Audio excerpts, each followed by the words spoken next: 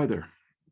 Welcome to another round of the Poetry of Predicament podcast. This is early in June in 2022, and this really marks the beginning of what I hope will be a long and useful and perhaps even entertaining from time to time series of Poetry of Predicament podcasts, because we're going to be bringing a lot of focus to some of the core self-regulation, co-regulation, and resilience skills that have long been a part of the work here behind the scenes of the Poetry of Predicament in what's called the Living Resilience Deep Academy program world.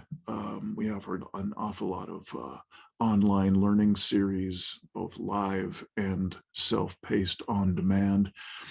And in the very near future, we're going to be building out and launching our own presence in what's called a Mighty Networks environment. And what we're really hoping for there is both a more intuitive neighborhood to be able to walk around in, and most importantly, an easier way for us all to be in communication with one another. So I hope you'll join us when we launch that, and if you've subscribed to the to the Living Resilience newsletter, which you of course can sign up right there on the front page of the website.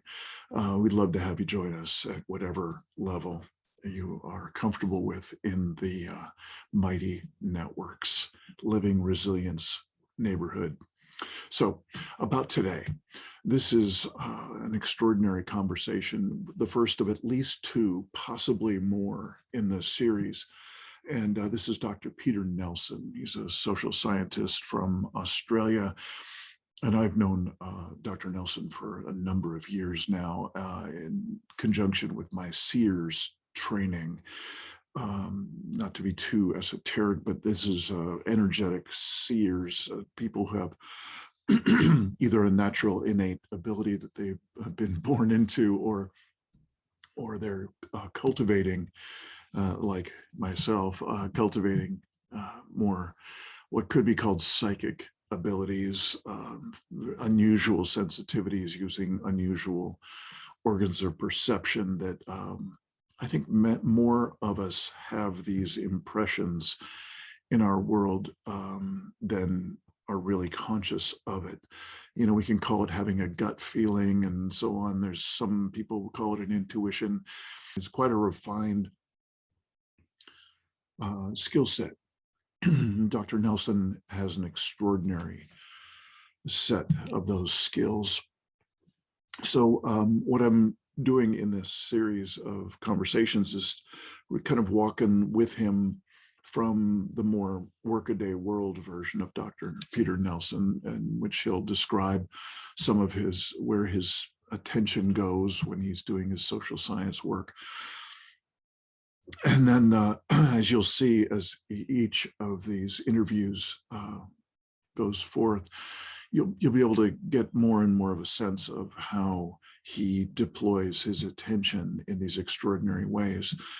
This is not just kind of a freak show or some sort of, here's some unusual skills, like, isn't it wow and unusual?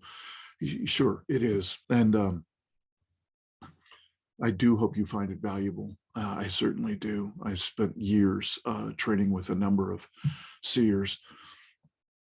What I really am bringing it to you all for is the purpose behind all of this work, which is to provide transformative support and resources to people bravely facing human-caused collapse of Earth and human systems. That's the elevator pitch for this living resilience body of work. And what I just keep asking myself the simplest possible questions.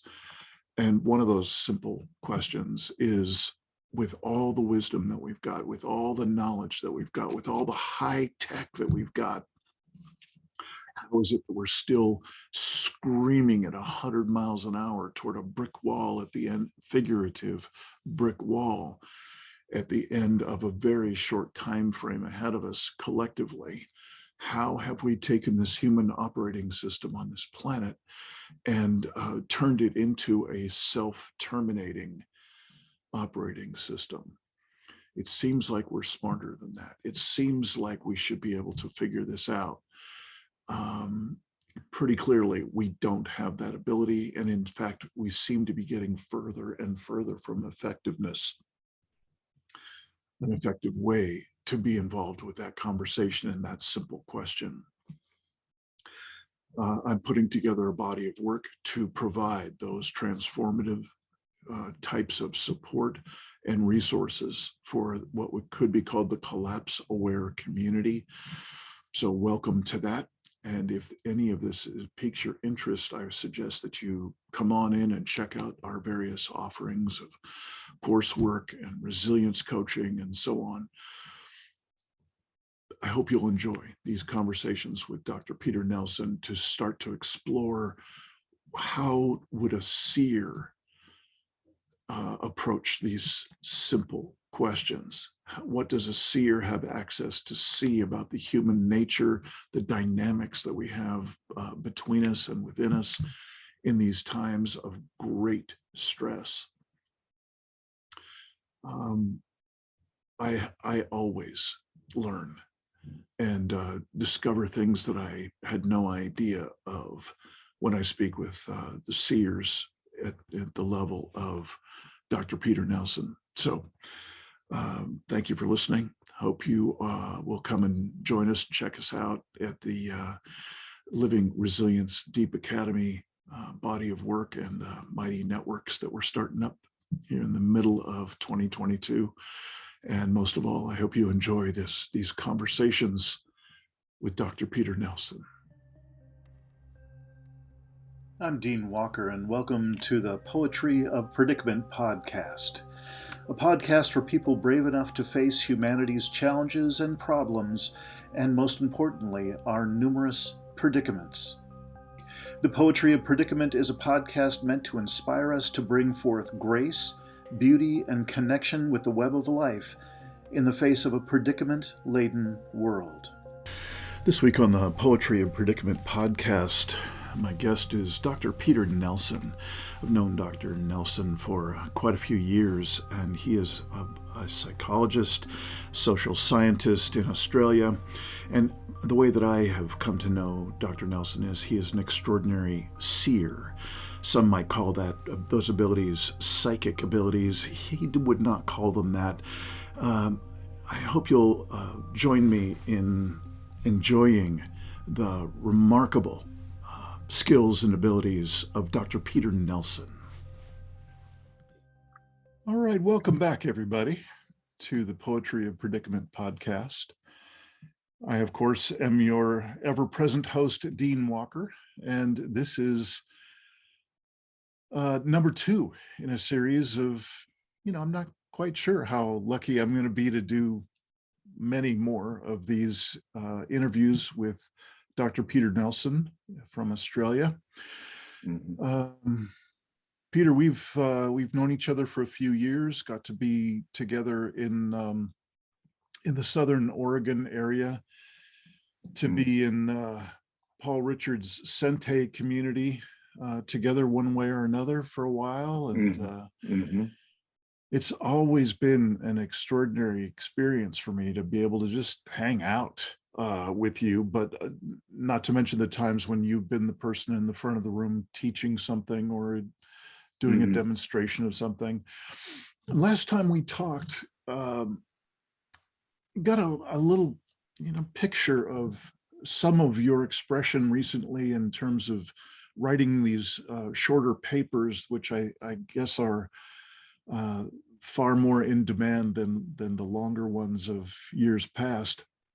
And I really appreciated that. It gave me a sense of pieces that you're putting together from your perspective, and as being involved with psychology for quite some time and so on. And we were just before hitting the record button, I was asking if you would be so kind as to give us a sense of some of the unusual skill sets that you have shared. You know, that's why we know each other. I was a student in colleague of yours, his training program, and you were often a very valued visitor and guest speaker, and that was all about what could be called energetics, or the appreciation of a very different set of experiences that are available to people who are sensitive to different dimensions that are available to the human experience, but just not many of us know about it. We don't know what we don't know about the energetic world. And one part of that is to be a seer. That's one way of describing someone who has the sensitivity that could be called seeing, which is primarily, in my understanding, different than what we see with our five senses, particularly, obviously, our eyes. So you've had an extraordinary gift for most of your life, perhaps all your life, and that can be called seeing. And it through these stories that I've heard, some of which I've heard you lay out for years now, you've had an extraordinary way of seeing into the human condition, and in your work has taken you to meet a tremendous range of humanity, you know, some unusual characters. And we were both talking about in that first few minutes before we started recording, it appears to me that we are in a time of quickening. That's what some people are calling it. And I notice an incredible intensification in my own way of seeing. And I don't pretend that I'm anywhere near a peer to you in those abilities, but it is a disturbing intensity that I have been experiencing, an amplification of that intensity for a number of years now. And so I was wondering if you could just give us a little sense of what is this thing called being a seer from your perspective, and how has that given you perhaps a different perspective and experience all the way up to now? I know that's a lot to ask in a short period of time, but would you just follow that thread wherever you'd like? Yeah, we'll see where it goes. Okay. Probably the best way of doing it. All right. So I probably should talk about, it's really about perception we're talking about, how we perceive the world. And I probably should talk about ordinary perception first, because that'll be a good, segue to this kind of other kinds of perception. So most of us, take the world in through what are typically called the five senses. Whether they're only five or not, who knows? But typically we think, sight, hearing, smell, touch, and taste. And the most basic, most primitive form is smell. That's chemical sensing of the environment.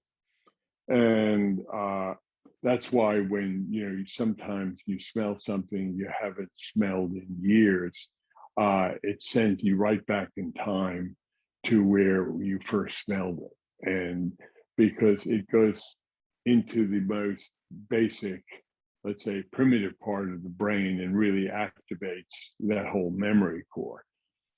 So, but most of us, what we're taking in the most sensory information is visual. If you're not blind, you're probably using your eyes, and something like 2/3 of the input to the brain, or maybe more, is the visual the optic nerves and the visual processing, and of course sound also can evoke lots of things. So what we're usually doing is we have an attention focus, and our attention focus is most likely, for most people, most of the time, on their kind of thought fantasy world combined with pieces of the environment that are, making it through. Like, I'm looking out at a lemon tree right outside my window. And so I take that in. I'm looking at you on the screen and I'm taking that in, but also I'm aware constantly of my feeling reactions and my thoughts that come up and my memories that come up. And so that's our attention is jumping around these things. And unfortunately, the world of computer games and the world of very, short video clips has created an attention practice that most people have of just jumping around to externals a lot. And to be a seer, you have to use your attention differently. It's not like you have to become some other kind of person, but you have to recognize there's something else to pay attention to. Now, all this sensory input is registered in each of us kind of internally.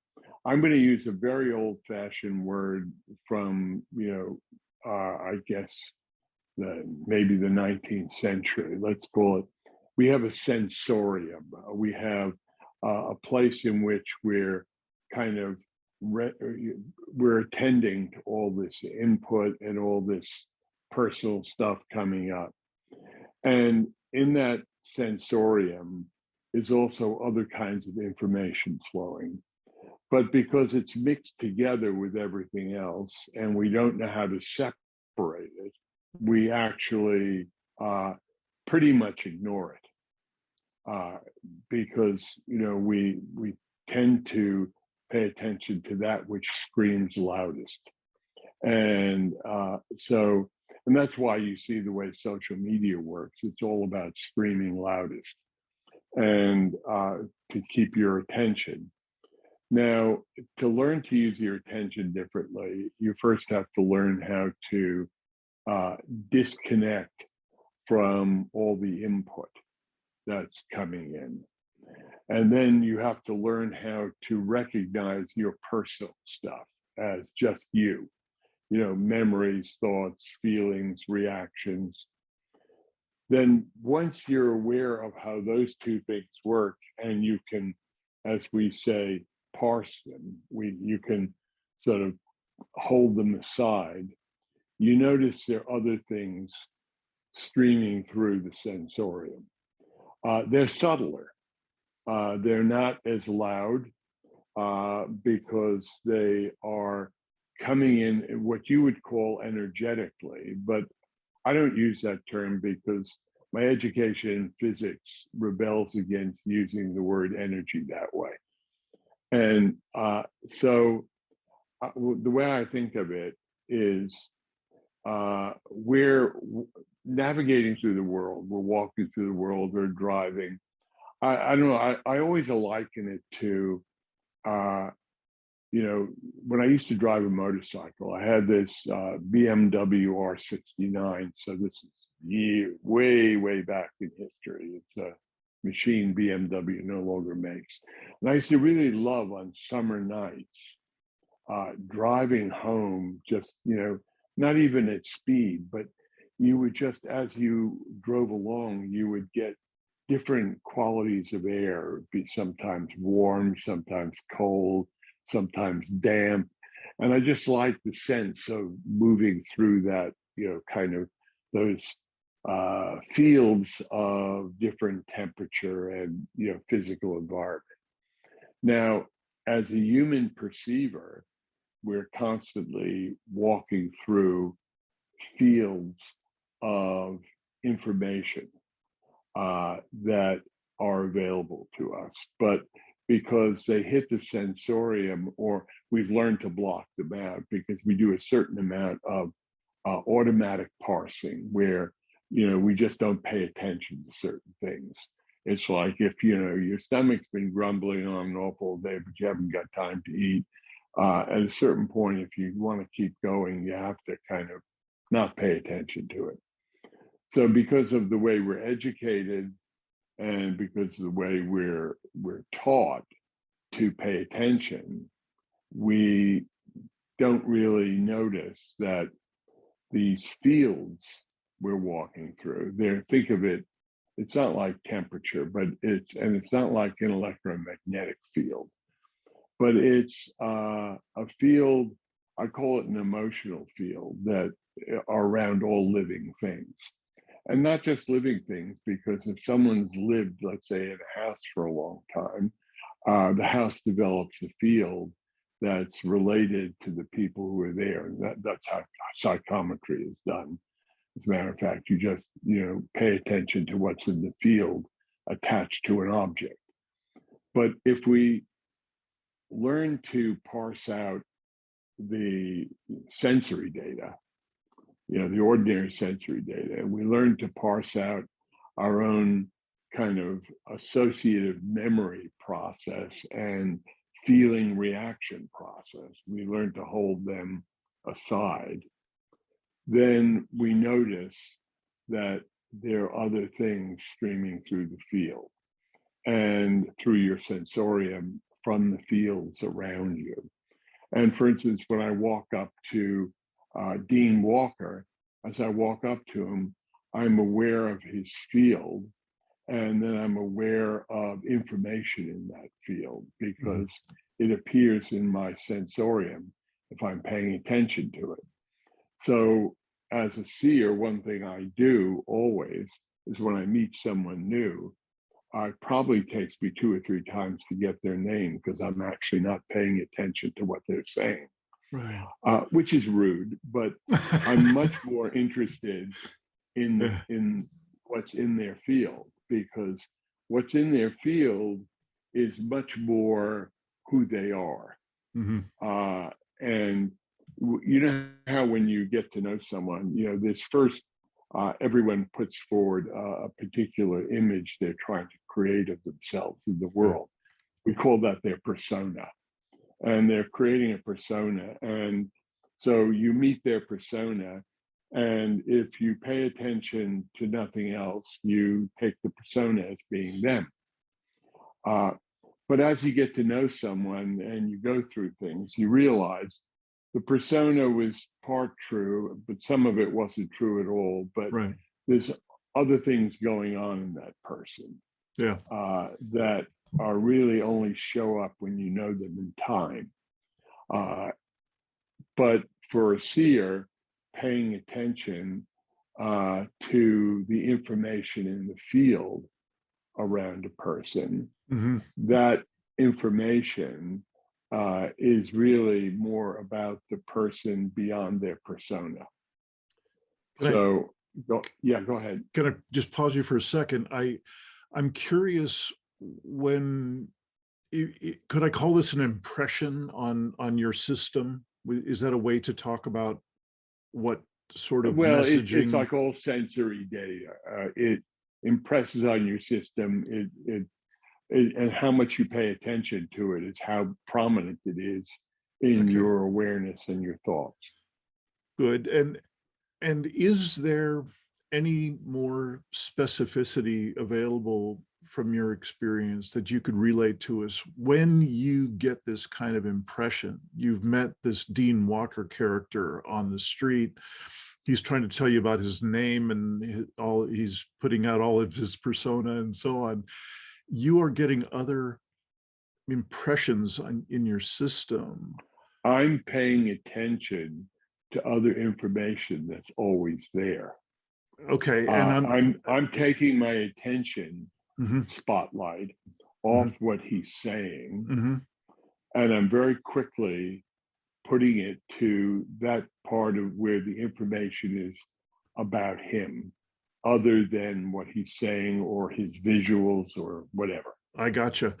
And I guess what I'm asking is, if that isn't you literally shifting your eyes to some other place, could you, can you locate any place in your field, in your system, in your body that Yeah. does register these various impressions? It's interesting. It registers in several ways. It registers like, you know, if there are feelings associated with it, it registers as if they're my feelings, but I'm aware of them coming in from the outside, that they're not mine, because I've studied my own feeling process enough that I know when it's coming from me, as opposed to when it's coming from thee. So I just, again, I parse that, you know, that me part aside and just look at and notice and feel thee. So it's partially internal, it's partially a picture in my mind's eye. And again, pictures in my mind's eye, lots of that is, you know, my own thoughts and reactions and memories. But has a different quality because I've, you know, learned to separate them. I now know after all these years that there's a very different quality of the information. It's a different kind of picture than the other pictures. Okay. And so I'm paying attention here, I'm paying attention here, and at the same time, I'm flipping back and forth to paying attention to the dean in front of me, the dean walker in front of me. Mhm. And because sometimes I experience it as literally radiating off the person Right. and conveying itself to me. But it's like everything we perceive, we really perceive it internally. Even if I'm reading a meter on a machine, it's an internal registration. It's that I make sense of that. If it says 5 on the meter, the needle points to 5, Mhm. you know, it's internally understood. And this too is internally understood. So one last question about this particular piece, and that is, you mentioned before a couple of things. One, that for some reason you were fond of using the word emotional impression rather than energy. Yeah, That's because what I recall. it is more emotional, because energy implies some kind of idea of energy from physics, and that's not the kind. You could call it energy because it has an energetic quality to it, Mhm. but it's not energy as meant in physics, Got and it. that's why. And that's just my little, you know, personal thing that Sure. it doesn't make sense to me that way. It's But the it feels, you know, when someone is in front of you and getting really angry and you feel yourself reacting, but it's like there's a wave of energy that comes off of them. Sure. But that's not energy in the same way. That's like, you know, I would call that an emotion, an explosion of emotion. Emotion is not just felt internally, it actually radiates from people. And that's one of the things seers know about, is that what's radiating from people. Got it. So for a seer, if someone is radiating a certain kind of emotion associated with dangerous behavior, you back away from that very quickly. Right. Even if they look like, Yeah. even if they look like they are perfectly calm, but Mhm. if there's that signal there, that's what you pay attention to. Got So it. it's really about attention and what you pay attention to. And it's really about self knowledge, what you understand about yourself so you can parse your own personal stuff out of the way. I mean, a real trance experience of seeing, which I've had, you don't have to work on doing that because in the trance, you're actually, paying attention completely differently anyway. So, but I'm talking about the day-to-day life of being a seer in the day-to-day world, because that's really where it counts. I mean, having the grand vision is one thing, and that's fine, but that's not really where seers live. That happens once in a while. But really where seers live is, just waking up in the morning and knowing that your friend Joe Bloggs is dead. Because there's a way in which, for a seer, every person you're connected to, there's kind of a signal of them inside you. And if that signal alters or disappears or becomes what I call static, it's then a memory. It's no longer an active signal. They may no longer be around. Sometimes you can't tell whether somehow they've cut off from you without realizing it, or whether they've disappeared and they're no longer alive, and you have to check. But usually the data coordinates pretty well. For me, it's usually about 80 to 90% correct. And being that I'm a statistician partly by trade, I do count.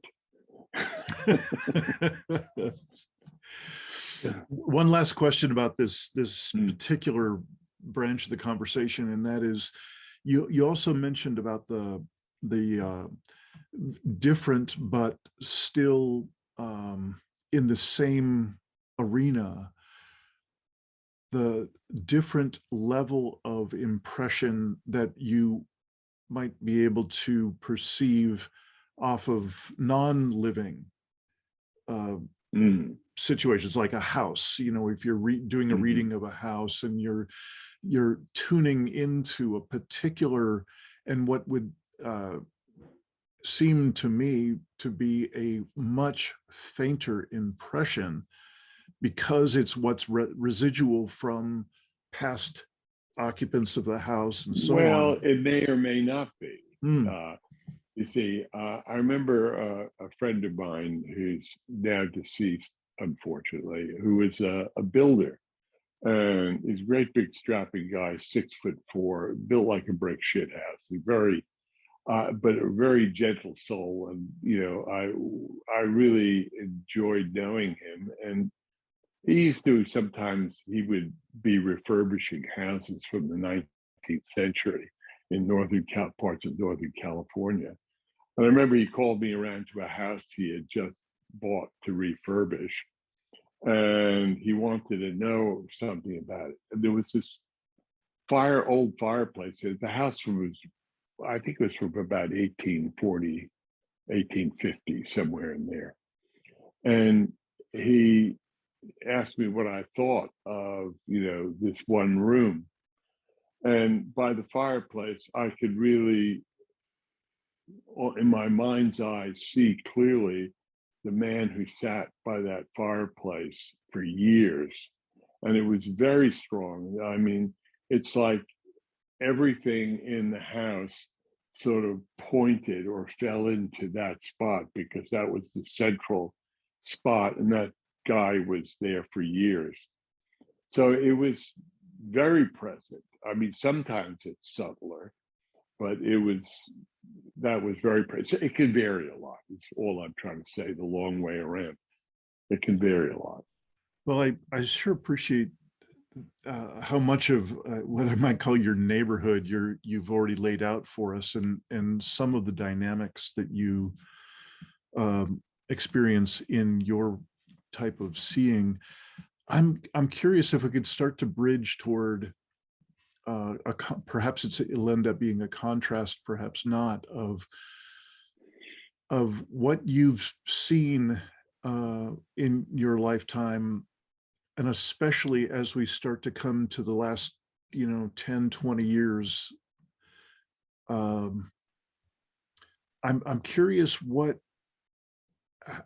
is there a coherence that's shown up for you of where we've landed now? And I'm saying that because my interpretation of where we are is that we're in, we certainly have problems and challenges on the planet, but what really concerns me is the predicaments that we have created for ourselves and for our fellow earthlings, and they're existential in nature, their extinction level trauma that we are delivering. And I'm curious if there's a coherence in the background in you, as from your perspective as a seer, and also your perspective, just as Peter Nelson, the way you know, whether or Yeah, not you're engaging seeing. when I kind of read the broader field, when I look at it, the level of chaos is shocking. It's really, I have to admit, I spend a lot of time avoiding doing it because it's extremely unpleasant. It's chaotic, but what's underpinning it is a collective panic and fear. And even the people who are, let's say, like the Marjorie Taylor Greens and the Trumps, they're really caught in a kind of a field of panic and fear, and their reaction, if you've ever seen a cornered animal that you thought was, kind of a rather passive animal, but if they're cornered enough and they're panicked enough, they become very aggressive. And what we have is this kind of storm of aggression coming out of a massive field of panic. That's to sum it up in kind of sort of emotional terms, but also terms of that predict how people are going to behave. And then part of it has been created by social media, because social media found out whatever gets you emotionally activated, whether it's fear, rage, or whatever, is the thing you're going to click on most likely. The probability of you clicking on that is the highest. So there's been this way, it's groups of animals. Take lemmings. Lemmings actually develop, the process of what happens to them is their populations grow very rapidly. And then they reach a point of intensive overcrowding, which leads to this kind of manic, panicking behavior. And it's not like they purposely run off the cliff, but they just start swarming. And as part of that swarming, a whole lot of them, go over cliffs, fall down, rocks and things like that. And we tend to think of ourselves as something else, we're spiritual beings or whatever. But really, let's look at our bioevolutionary roots. We're lemmings, we're baboons, we're chimps. We carry all of that in us, and we carry the capacity to react that way. And even when we think we're not reacting that way, if you step back and really look at what people are doing, it has this panic and combined with rage, because the rage is the dealing with fear often has to do with becoming more aggressive, because it's kind of the way we're wired. And it's not, when I say that's how we're wired, I'm not saying we're stuck with that. I'm saying but you have to do a lot of hard work and practice to learn how to manage those reactions. And I say manage them, not control them, manage them, because the reactions will be there. I mean, I know people when they start spiritual practice, because I was involved with Buddhism for many years. They think what's going to happen is that one day all that stuff will stop in them. They're going to somehow master it. I used to make a joke. It's like, jettisoning the ego from the mothership. The ego is jettisoned and gone. No, it doesn't happen that way. But what we become is much more, we have a deeper and bigger meta perspective on who we are and what we're doing.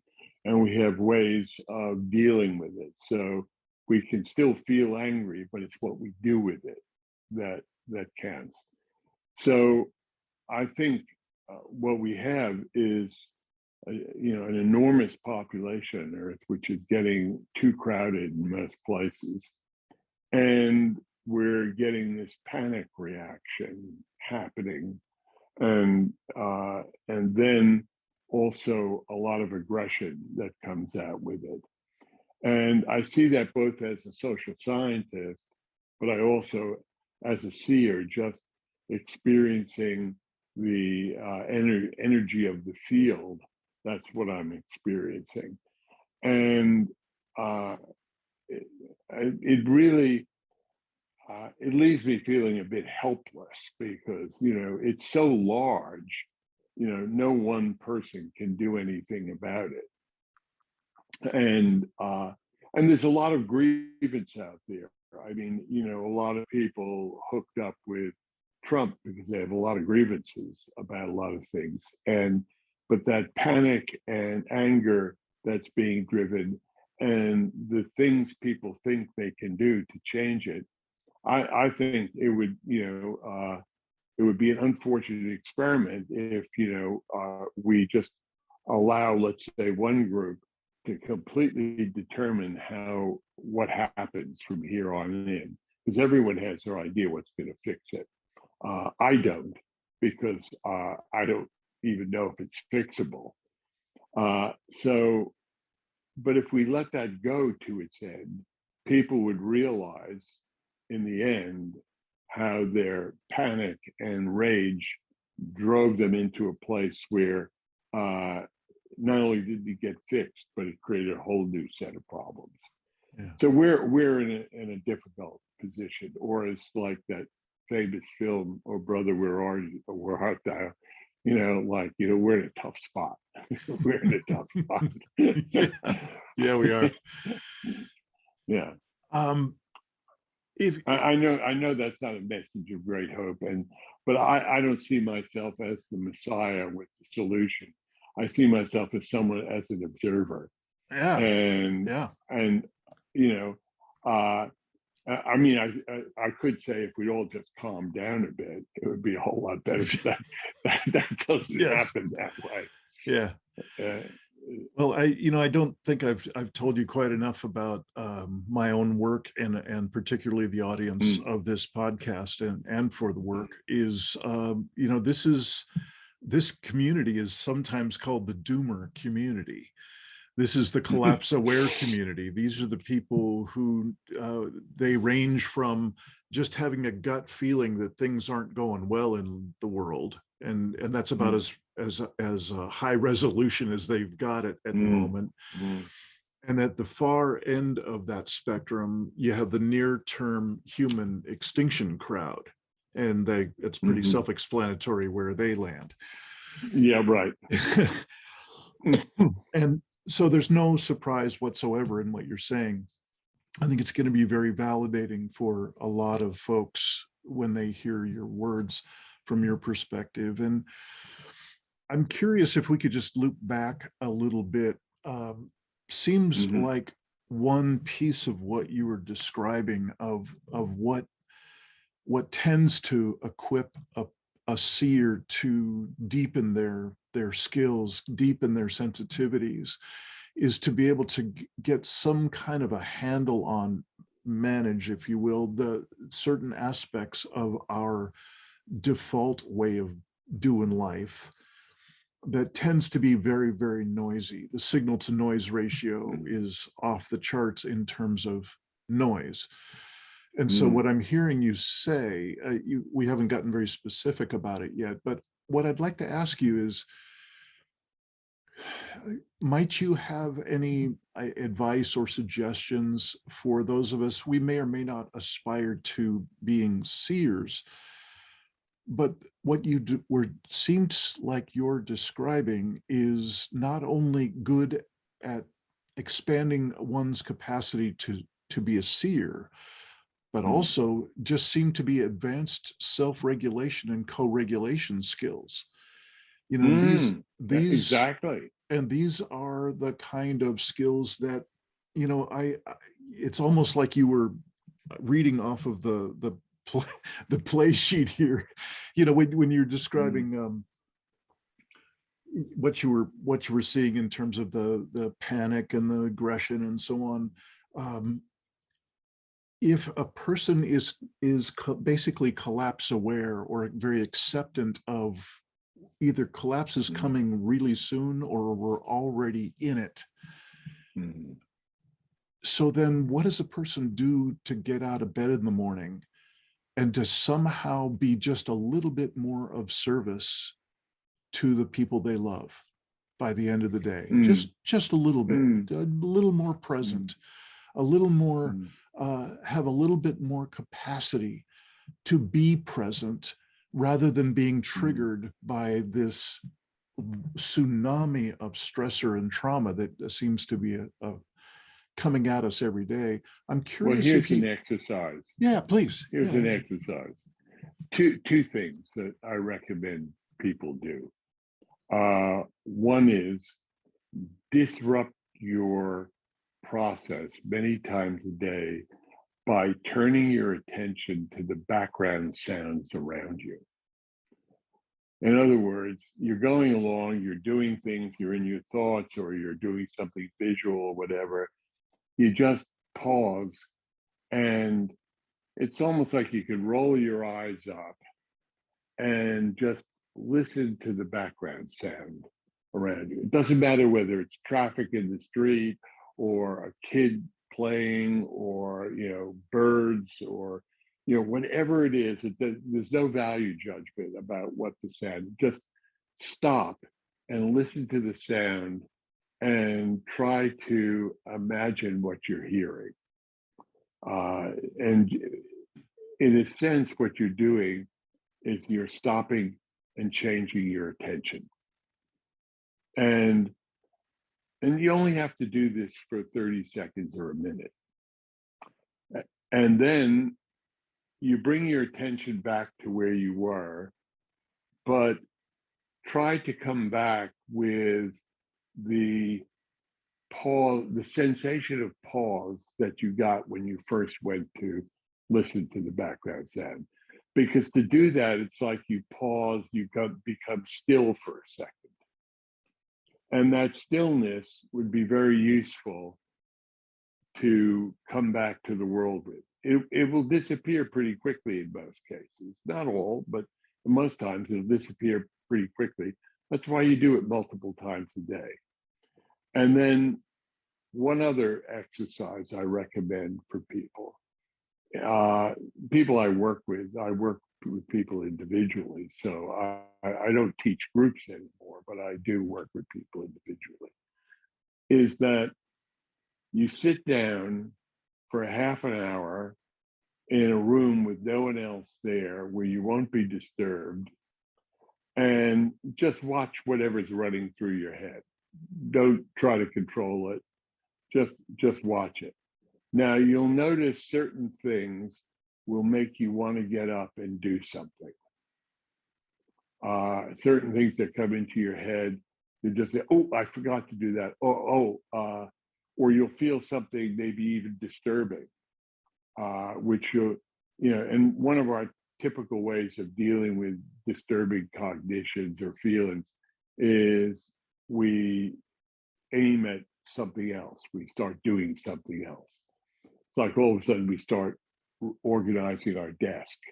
We haven't organized it in 2 weeks, but right now we definitely must reorganize our desk.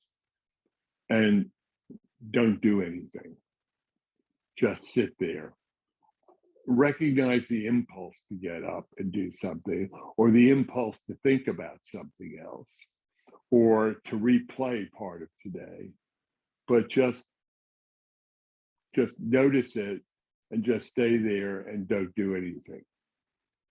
Just, it's really like doing nothing is what I'm recommending for half an hour a day. And don't do it when you're really sleepy and tired, because you'll go to sleep. And that's not doing nothing, that's sleeping. So what you want to do is you could do it in the middle of the day, you could do it at the beginning of the day, or after work, but after you've come home from work. And if you come home from work and have a glass of wine or a beer before that, all right? Because you want to have all the nervousness, angst, anger, joy, excitement that's going on in your life. You want it right there, because that's what you're sitting there to observe. You're just sitting there to notice the qualities of that. So those two exercises will start to shift your attention. And I won't tell you how, because it's going to be different for different people. And so any description, this is what I always resist this, because I notice meditation teachers are always telling people what's going to happen or what they should be looking for, and so they spend all their time looking for that. They're not meditating, and this isn't meditation. This is just doing what I used to call sweet fuck all, and just nothing. Mm-hmm. And the change of attention to pay attention to the background sounds is to just disrupt in a way that you can notice where you are and what you're doing. Mm-hmm. It's about noticing. And so it's about shifting attention. That's what noticing is. So I would say, if you do those things a lot, these two things I'm talking about, Yeah. over time, you will notice that you start to notice the world differently, and Right. you start to have a different sense of yourself in the world. But none of this comes as a weekend workshop or a quick alteration. Mm-hmm. This is, you have a lifetime of learning how to pay attention to the world, and that develops a particular kind of POV, point of view. Mm-hmm. So that is so automatic in you, and you default to that so easily, that it takes a long time to even slightly disrupt it. And even though if your point of view and your attention style causes you lots of angst and problems, you'll hang on to it for dear life, because it's what you know. It's the familiar. And it's the familiar. It's not necessarily what you're enjoying, but people hate change because they hate the familiar, where they at least feel they know where they are, going away. Because it does, these exercises, as silly as they sound and as simple as they sound, really change you in time. Yeah. But that the price is effort and Consistency. an ongoing effort. Consistency. Yeah. Yeah. So that's what I say you start. That's not the whole picture, but it's a good place to start. Peter, I forgot to ask you at the beginning, is it possible we have maybe 10 or 15 more minutes? Would that be okay with you? Fine. Great. I'd like to continue on this thread by planting a seed with you and just seeing what might spark from that seed. And that's, you're talking about practices is really like water on the desert for me. It's a Mm-hmm. very, very important element in my own life, my own practices. Mm-hmm. They've literally been life-saving for me. So I'm in that camp. Mm-hmm.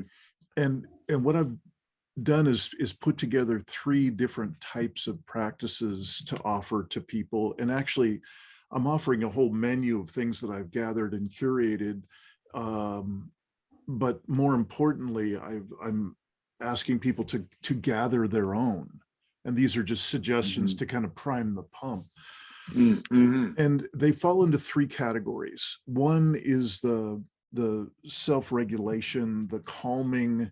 Andrew Harvey calls it a cooling practice. The idea of one who goes out of their comfort zone or out of their off, when they go off center, they go into a high anxiety expression out of off center. And so to calm them down, to calm their system down, so many people, myself included, in our culture are that way. By default, that's where I go most of the time. Well, I think that's the default, but where most people go, because given the right stimulus. Yeah. So that's one kind of practice, is the calming or the quieting or the mindfulness practices. There's plenty of those. They're really well known now, perhaps more than ever before. The other similar kind of bookend practices, type of practices, is those activating practices. So people who go out of their go off center, and they tend to react in a depression way, or a depressive energy, where they go quieter, they go almost still, contract, and so on. And so the one possible type of practice that could be useful for certain people there is an activating practice, something that they can choose to activate certain centers, certain types of certain aspects of their being, their body, their, just literally getting up and breathing a lot, going out and running, or that sort of thing, can be an important activation that helps them return to something that's more present for them. Yeah. So can I jump in here a second? Sure. So you're saying, for the overactive person, you want to bring it down, and for the underactive person, you want to bring it up. But I would say both of them are overactive. And the idea that someone who's depressed, let's say they go out running, if they're a certain kind of physical type, running will definitely up their mood a bit, but it won't change the fundamental process of what they're doing.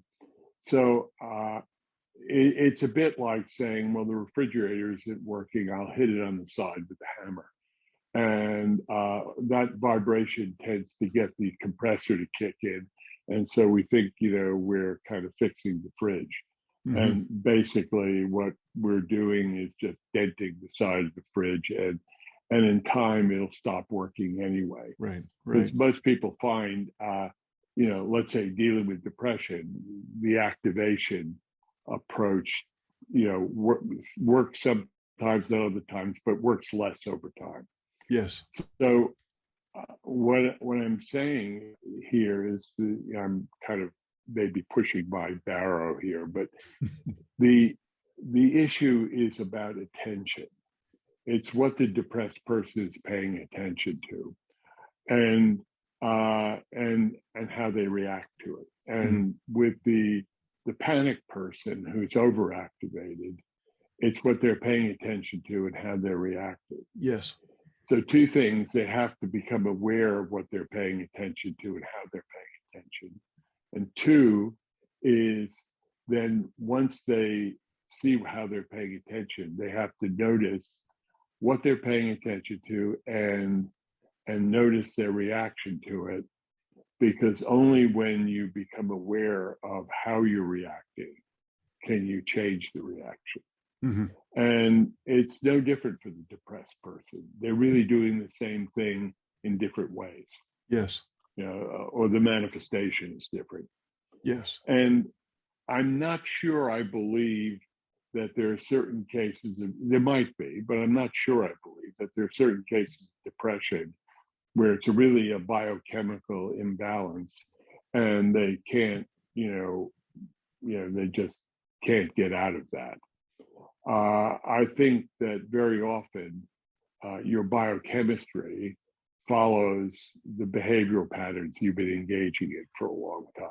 Yes. For instance, I mean, anyone who looks into it knows that if you're in a state of high anxiety and panic or rage all the time, your adrenaline is always up and your cortisol is getting depleted, and you're changing the way the biochemistry in your body works.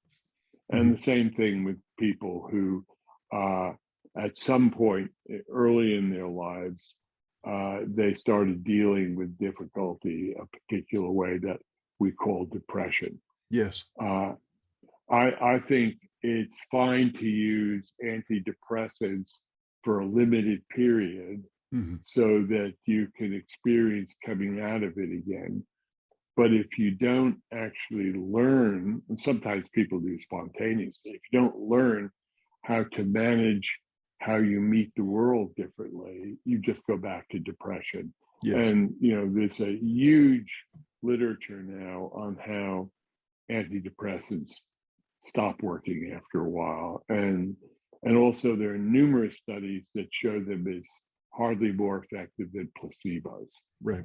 So that tells you always at the core of it, there's something we're doing and there's something we can do. Yeah. There's something we're doing that keeps us where we are, and there's something we can do to alter that. And a pill will give for some people. Now, some people, antidepressants make them worse or make them highly anxious and suicidal. So it's, there isn't a one size fits all in any of this. But the thing that does come into it for everyone is how they pay attention to the world and where their attention is glued. Yes. It's one of the things that I notice as a seer is attention in someone. When someone walks up to me, I know right where their attention is. Right. It's very obvious. Mm-hmm. It's not a miracle or a power. It's just what I'm paying attention to. I notice where their attention is. That's one of the things I pay attention to is people's attention. And so most people their attention is folded in on themselves. They're spending a huge amount of their attentional resources on monitoring themselves, or their attention is totally outside themselves and stuck into something else. Yes. And they don't seem to have any fluidity to be able to move back and forth one to the other. And when they do, it's sort of forced, like the person who's wrapped in themselves. If all of a sudden an explosion goes off down the street, their attention will go out immediately. It's called orienting reflex in psychology. So, or if someone comes up behind you and bangs a gong behind your head, even though you thought nothing was going to happen, you go immediately, you jump and you orient toward that. Your attention orients toward it too. But the idea of being able to shift your attention at will as an internal process without a stimulus, either something frightening driving you to hide, or something stimulating driving you to orient toward it, to just be able to do that, that's the point of the first exercise I gave, to learn how to move your attention. Beautiful. And to learn to be fluid with it. because my attention's flipping back and forth when I'm in a room with people.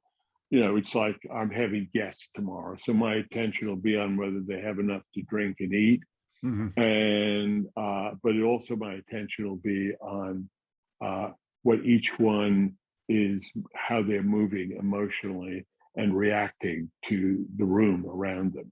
Yes. And reacting to me, reacting to each other. So my attention is moving across that all the time. And everyone can do that. But you have to learn first how to be a bit more fluid with your attention. Got it. That just so beautiful. Thank you so much. That's I could not have asked for a more multifaceted and entirely relevant response. Thank you. Let me just, if I may, go to that third and final type of practices that I'm distinguishing for people and offering. And that this third one is desaturation. And I think that's pretty much what you've been talking about almost the whole time, is both the saturation of desaturating the habitual ways of deploying my attention that I've put together since birth, plus the saturation of this constant 24/7 tsunami, malicious tsunami of impacts on our attention. Just let me say something. It's not malicious. We have to stop anthropomorphizing. It's chaotic. It has a negative effect on us, but there's no intent behind this, how should I call it, psychic emotional shitstorm we're in.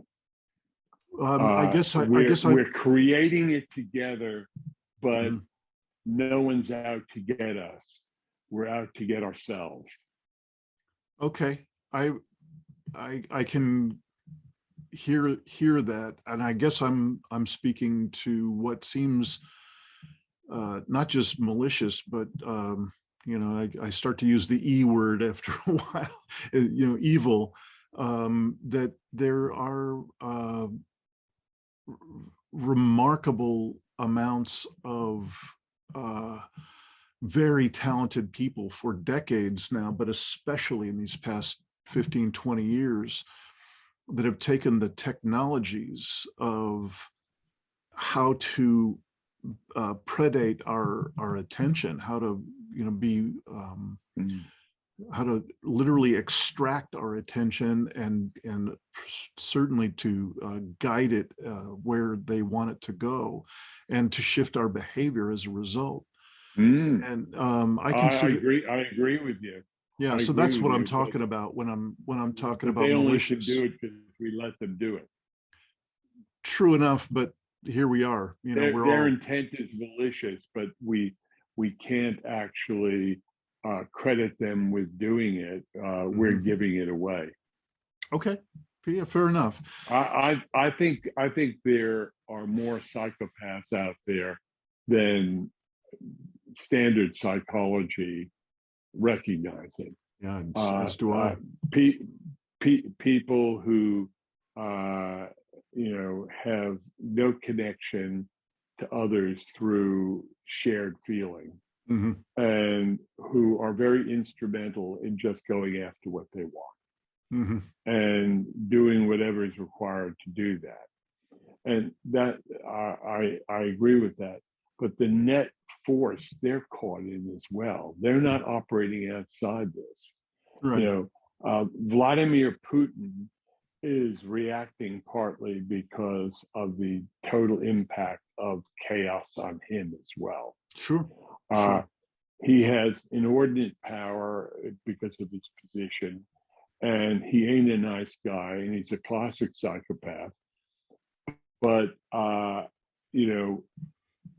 if Russians were using their attention more fluidly, they would see right through his act, because it's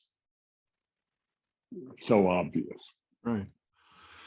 Well, so bear with me, and I would love to hear whatever you'd like to offer about this notion of desaturation as something that would be Yeah, valuable for us to take on as a practice.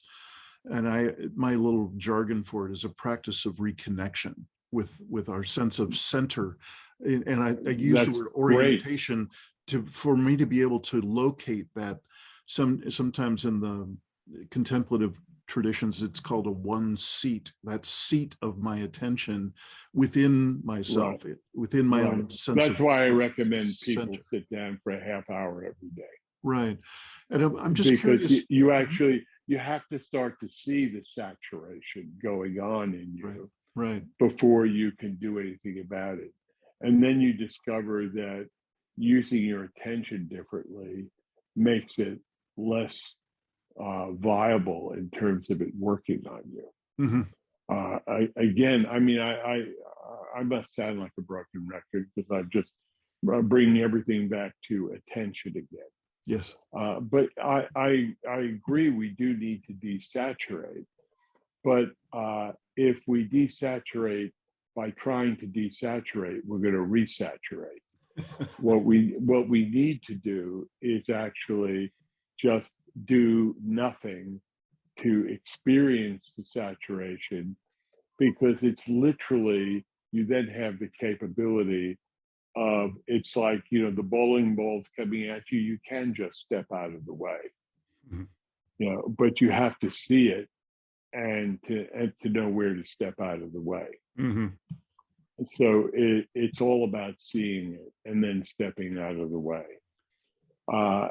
But the attempt to, we're kind of being driven one way, and if we tend to drive ourselves another way, it just enmeshes us even more in that kind of driven, saturated, kind of crazy panic stuff going on. Yes, yes. That kind of the stuff that back a few decades was called spiritual materialism, the idea of being able to improve myself to enlightenment, and it Right, right, it right, becomes the noise. right. It exactly. If your efforts are becoming the noise, Mm, forget that effort, yeah, uh, yeah, because it's not taking you where you need to go, which is to, as you call it, desaturate. I like yeah, that term. That's good. yeah. Haven't heard that before. Cool. Well, it feels like a good pause point. Sure. Um, I I'd like to ask you, you don't need to say anything more about your repetition of your the focus of your attention on attention. It just makes sense. It's just the Mm, way it goes. So that it's repetitive, it is no less rich for me to hear each mm, layer as you lay it out. mm. I really appreciate it. And I'm wondering if perhaps as we draw this particular session to a close, we could look out. I don't know if it's a couple of weeks or a month, or whatever might seem right. If we could touch back in uh,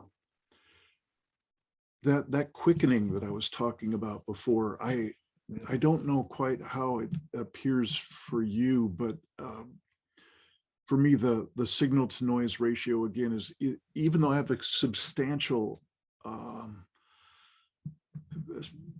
practice about sitting and doing nothing and so on, doing the things that help me to Mm. desaturate, there are elements that are still, I think you used this word back when in one of the first questions, shocks me, what's going on in Mhm. this world. The Mm. scale Mm. and the intensity of certain expressions just take my breath away. See, when And you say that, what I perceive is like, how do I get out of it? It's like you're asking the question, how do I deal with this? How do I get out of it? I think No, the first I'm thing actually not. oh, you're not. Okay. I'm But actually asking if we could check in on some sort of regular basis, if you're up for it, yeah, to just notice what, as it occurs and as we become aware of it in our world, what still rattles us or moves us in a very good and inspiring way and loving way. yeah. Okay. But I think there's underneath a lot of our activities is the hope that we somehow can either stop it, make it go away, or get out of it. Hmm. And I maybe I'm, maybe it's indicative of my age, but there's a great Zen saying. I think it comes out of Zen Buddhism. It may have even been in the Paul Rex collection, Zen Mind. No, not Zen Mind Begins Mind. Zen Bones, Zen Flesh, Zen Bones. It's an old book that came out, 60 years or 70 years ago. Mm-hmm. Anyway, it's a collection of Zen anecdotes and stories and sayings. And I think it was in there that there's no calm spot in a cauldron of boiling water. And that's what we're living in. And to hope to find that calm spot, the only thing we can be is ourselves, is centered and paying attention. That's all we have. And because that cauldron is so big compared to us, that there's nothing we're going to be able to do about that. Now, it may calm down again. I mean, I think these things ebb and flow, they rise and fall. But we can check in about it, periodically and talk about, kind of what we're each perceiving. That would be fine with me. But I don't see it as getting less for way past my lifetime. Oh yeah, I'm on the same wavelength. Absolutely.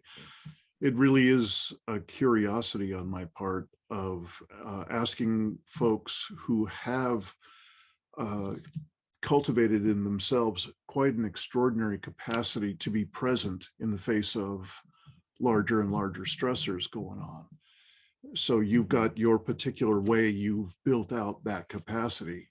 And you're someone that I very much appreciate being able to ask, what is moving you these days? What has had impact on you? And I really don't mind where on the spectrum it occurs.